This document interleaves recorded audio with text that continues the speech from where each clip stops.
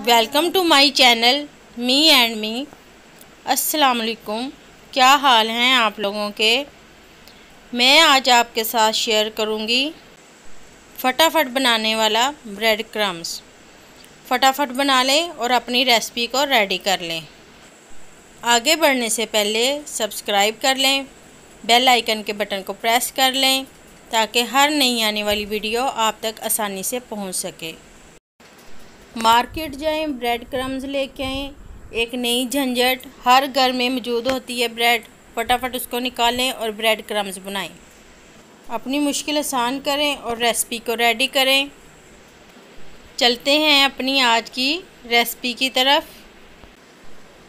मैंने 4 ब्रेड के स्लाइस लिए हैं और उनको थोड़ी देर के लिए यानी कि 10 मिनट के लिए फ्रीज़र में रख दिया था। फ्रीज़र से निकाल के हम इसको चॉपर में डालेंगे और इसको करेंगे चॉप।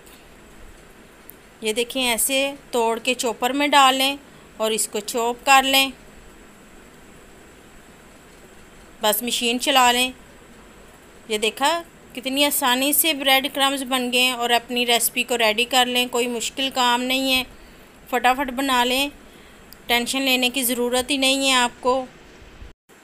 लाइक करें, सब्सक्राइब करें, शेयर करें, कमेंट्स करें और नई रेसिपी के लिए अपनी दुआओं में याद रखें।